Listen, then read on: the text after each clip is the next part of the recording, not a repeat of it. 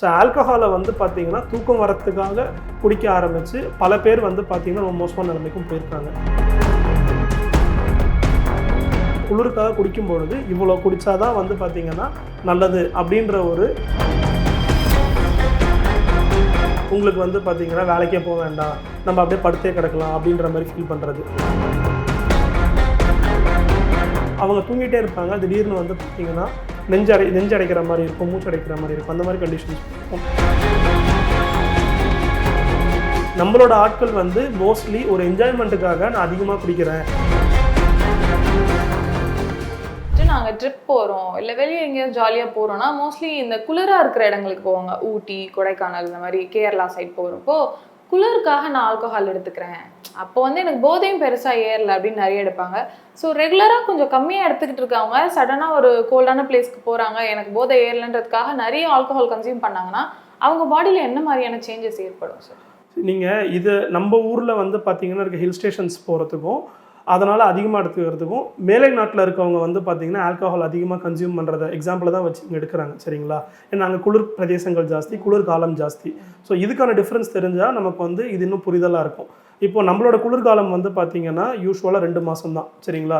So நம்மளோட உடம்பு வந்து நம்மளோட கண்டிஷன்ஸ்க்கு ஏற்ற மாதிரி, வெதர் கண்டிஷன்ஸ்க்கு ஏற்ற மாதிரி அடாப்ட் ஆகிருக்கும். பட் ஆனால் இதுவே வந்து பார்த்திங்கன்னா அப்ராடில் இருக்கவங்க ப்ளஸ் வந்து பார்த்திங்கன்னா உங்களுக்கு வெளிநாட்டில் இருக்கவங்களுக்கு அவங்களுக்கு குளிர்காலம் வந்து 7லேருந்து 8, 9 மாதம் வரைக்கும் இருக்கும். ஸோ அங்கே வந்து பார்த்திங்கன்னா உங்களுக்கு குளிரோட அடாப்டேஷன் வந்து ஜாஸ்தி. ஸோ அப்போ அவங்களுக்கு ஜெனட்டிக்கலாகவே வந்து பார்த்திங்கன்னா அஸ்டல்டிஹைட் சப்ஸ்டன்ஸ் வந்து அவங்க பாடியில் ப்ரொடக்ஷன் அதிகமாக இருக்கும். ஸோ அவங்களுமே வந்து பார்த்திங்கன்னா ஆல்கஹால் அந்த குளிர்க்காக அளவாக தான் எடுத்துப்பாங்களே தவிர அளவுக்கு மீறி வந்து குடிக்க மாட்டாங்க. குடிக்கிறவங்க இருந்தாலுமே அவங்க வந்து அவங்க ரெகுலர் கன்சம்ஷன், அதாவது நான் குளிர்க்காக தான் குடிக்கிறேன், என்னோட அளவு இவ்வளோ தான் அப்படின்னு வந்து பார்த்திங்கன்னா அவங்க ஊர் மக்களுக்கு கவர்மெண்ட் வந்து பார்த்திங்கன்னா சர்டன் நார்ம்ஸை வந்து செட் பண்ணி கொடுத்துருக்கு. வீக்லி இவ்வளோ அவுன்ஸ் தான் எடுக்கணும் அப்படின்ட்டு.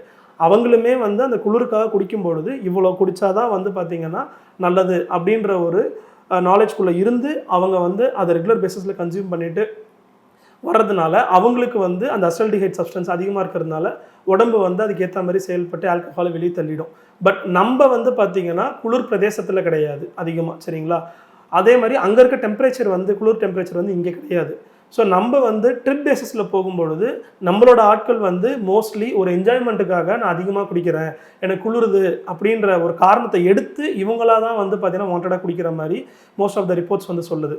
ஸோ நம்ம ஊரில் இருக்க ஊட்டி, கொடைக்கானல் ப்ளஸ் வந்து ஏற்காடு, இங்கே இருக்க குளிர் வந்து பார்த்திங்கன்னா உங்களுக்கு பெருசாக உங்களுக்கு மற்ற ஷிம்லா, காஷ்மீர், நீங்கள் அதர் கண்ட்ரீஸில் இருக்க இதுக்கு ஈக்குவலாக ஒன்றும் இருக்காது. சரிங்களா? ப்ளசண்ட்டாக இருக்கும். அந்த கிளைமேட்டை போகிறவங்க என்ஜாய் பண்ணிட்டு வரணும், அதை குடிச்சு தான் என்ஜாய் பண்ணணும். நான் குடித்தாதான் வந்து பார்த்தீங்கன்னா குளிர் அடங்குன்றது வந்து பார்த்திங்கன்னா என்ன கேட்டிங்கன்னா ஒரு மிஸ்கன்செப்ஷன் தான். அவங்க குடிக்கிறதுக்கு வந்து பார்த்திங்கன்னா ஒரு காரணம் எடுத்து அதை அதிகப்படுத்தி ஒரு என்ஜாய்மெண்ட்டுக்காக குடிக்க போய் தான் விளைவிலவே முடியுது. ஓகே, இப்போ இந்த குளிரோ பாடி பெயினோ ஒரு பக்கம் இருக்குது அப்படின்னா இன்னொரு பக்கம் ஸ்லீப்புக்கு சொல்லுவாங்க. நான் கொஞ்சோண்டு ஆல்கஹால் எடுத்துக்கிட்டேன்னா நல்லா தூக்கம் வருதுப்பா, நான் நிம்மதியாக தூங்கிடுறேன் அப்படின்னு. பட் இன்னொரு பக்கம் இந்த ஆல்கஹால் கன்சியூம் பண்ணுறதுனால ஒரு இப்போ அடுத்த டேவே ரியூன் ஆயிடுது, நல்லா ஒர்க் போக முடியல அப்படி இருக்குது. பட் இருந்தாலும் இந்த சைக்கிள்குள்ளேயே மாட்டிக்கிறாங்க. ஸோ ஆல்கஹால்னால ஸ்லீப் எப்படி அஃபெக்ட் ஆகுது முக்கியம்? ஸோ ஆல்கஹால்னால ஸ்லீப் அஃபெக்ட் ஆகிறதுக்கு முன்னே அது என்னன்னு பார்க்குறதுக்கு முன்னாடி ஸ்லீப்பில் வந்து பார்த்திங்கன்னா முக்கியமாக 4 ஸ்டேஜ் ஆஃப் ஸ்லீப் இருக்குங்க. சரிங்களா? அதில் 4th ஸ்டேஜ் தான் வந்து பார்த்திங்கன்னா REM ஸ்லீப்னு சொல்லுவோம், REM ரேபிட் ஐ மூவ்மெண்ட் ஸ்லீப்னு சொல்லுவோம். இது நம்ம தூங்கி ஒரு 90 to 120 மினிட்ஸ்க்கு அப்புறம் தான் வந்து பார்த்திங்கன்னா இந்த ஸ்லீப்பே நமக்கு வரும். இது வந்து REM ஸ்லீப்னா என்னென்னா அந்த ரேபிட் ஐ மூவ்மெண்ட், நம்ம தூங்கும்போது வந்து பார்த்திங்கன்னா நம்ம கண் இமைகள் வந்து அசைஞ்சிட்டே இருக்கும். அதுக்கப்புறம் வந்து பார்த்திங்கன்னா நம்ம கை கால்லாம் வந்து அசைஞ்சிட்டு இருப்போம். இந்த REM ஸ்லீப் ஸ்டேஜில், இந்த REM ஸ்டேஜ் ஸ்லீப்பில் தான் வந்து நம்ம கனவுகள் அதிகமாக வரும். இந்த REM ஸ்லீப் வந்து எந்த அளவுக்கு குவாலிட்டியாக இருக்கோ நம்மளோட மறுநாள் வந்து பார்த்திங்கன்னா சுறுசுறுப்பாக இருக்கும், நம்மளோட கான்சன்ட்ரேஷன் நல்லாயிருக்கும், நம்ம மறுநாள் செய்யக்கூடிய வேலைகளில் வந்து பார்த்திங்கன்னா ரொம்ப ஈடுபாடோடு செய்வோம். சரிங்களா? இப்போது இந்த 4 ஸ்டேஜ் ஆஃப் ஸ்லீப்பில் REM பற்றி சொல்லிவிட்டு இந்த 4 ஸ்டேஜுமே வந்து பார்த்திங்கன்னா நமக்கு ஈக்குவலாக வந்து பார்த்திங்கன்னா குவாலிட்டேட்டிவாகவும் குவான்டிடேட்டிவாகவும் நார்மலாகவே இருக்கும். பட் ஆல்கஹால் கன்சியூம் பண்ணும்போது என்ன ஆகுது அப்படின்னா டீப் ஸ்லீப்பை அதிகப்படுத்தி நமக்கு வந்து REM ஸ்லீப்பை வந்து பார்த்திங்கன்னா கம்மி பண்ணிடுது. சரிங்களா? ஸோ அப்படி வந்து இதோட ரேஷியோவை வந்து பார்த்திங்கன்னா ஏற்றி இறக்கி குறைக்கும் பொழுது என்ன ஆகும் அப்படின்னா உங்களுக்கு REM ஸ்லீப் அஃபெக்ட் ஆகிறதுனால உங்களுக்கு மறுநாள் வந்து நீங்கள் ரொம்ப சோம்பேறித்தனமாக ஃபீல் பண்ணுறது, உடல் அசதியாக ஃபீல் பண்ணுறது, உங்களுக்கு வந்து பார்த்திங்கன்னா வேலைக்கே போக வேண்டாம், நம்ம அப்படியே படுத்தே கிடக்கலாம் அப்படின்ற மாதிரி ஃபீல் பண்ணுறது. ஸோ உங்களுக்கு குடிக்கிறவங்க வந்து மறுநாள் இந்த எஃபெக்ட்லேருந்து வெளில வரணுன்றதுக்காக சுறுசுறுப்பாக ஆக்கிக்கிறதுக்காக டீ, காஃபி, சிகரெட்ஸ் அந்த மாதிரி அடிக்ஷனுக்கும் நிறைய பேர் கொஞ்சமாக இல்லாமல் அதையுமே வந்து பார்த்திங்கன்னா அடிக்ஷனாக வந்து ப்ராக்டிஸ் பண்ணுறாங்க. ஸோ தூக்கத்துக்காக வந்து பார்த்தீங்கன்னா ஆல்கஹால் எடுக்கிறது சரி கிடையாது. பட் தூக்கத்துக்காக இப்போ எடுத்துகிட்டு இருக்கவங்க வந்து பார்த்தீங்கன்னா, நான் முன்னாடி சொன்ன மாதிரி ஆல்கஹால் டிபெண்டன்சி லெவல் இன்க்ரீஸ் ஆகும்னு சொல்லியிருந்தேன் பார்த்தீங்களா?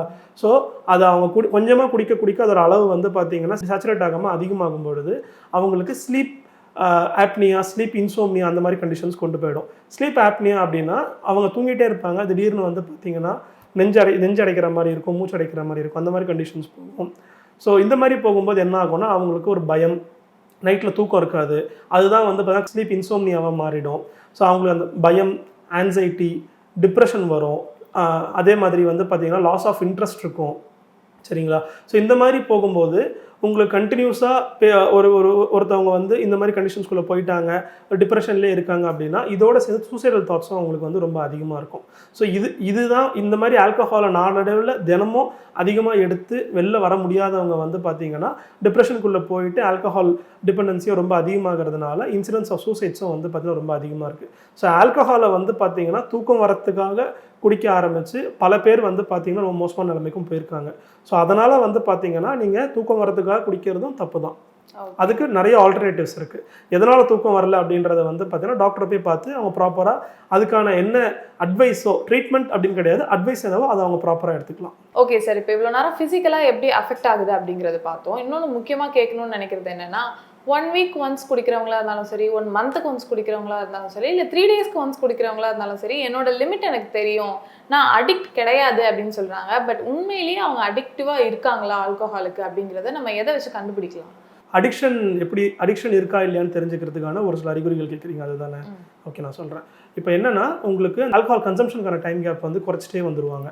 மாதம் குடிச்சிட்டு இருந்தவங்க வாரம் குடிக்க ஆரம்பிச்சிருப்பாங்க, வாரம் குடிச்சிட்டு இருந்தவங்க தினமும் குடிக்க ஆரம்பிச்சிருப்பாங்க.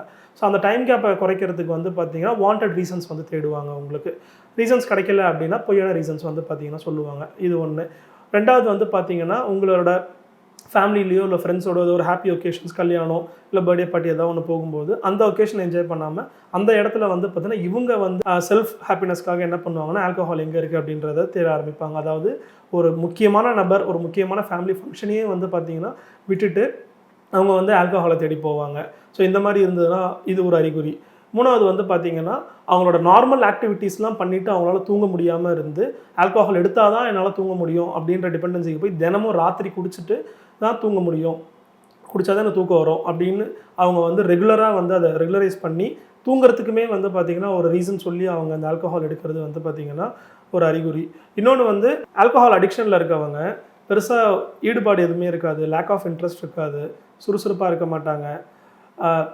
அவங்க வந்து நான் ஏன் இதை பண்ணணும், எனக்கு இது குடித்தாதான் வந்து நல்லாயிருக்கு, அந்த மாதிரி வந்து பார்த்திங்கன்னா இந்த மாதிரி இருக்கிறது வந்து பார்த்திங்கன்னா உங்களுக்கு அடிக்ஷனில் இருக்காங்களா இல்லையா, உங்களை சுற்றி இருக்கவங்க வந்து பார்த்திங்கன்னா ரெகுலராக ஆல்கஹால் கன்சியூம் பண்ணுறவங்க இந்த மாதிரி ஏதாச்சும் ஒரு சைன்ஸ் அண்ட் சிம்டம்ஸில் இருக்காங்கன்னா அவங்க அடிக்ஷனில் இருக்காங்கன்னு தெரிஞ்சு அவங்கள வந்து பார்த்திங்கன்னா it is a stage of addiction அப்படின்னு நீங்கள் வந்து ஒரு சஸ்பெக்ட் பண்ணி ஒரு டாக்டர்கிட்டயோ இல்லை நல்ல டிடெக்ஷன் சென்டரோ நீங்கள் அந்த மாதிரி கொண்டு போயிட்டு அவங்களுக்கு என்ன ட்ரீட்மெண்ட்டோ அதை நீங்கள் முறையாக கொடுக்கலாம்.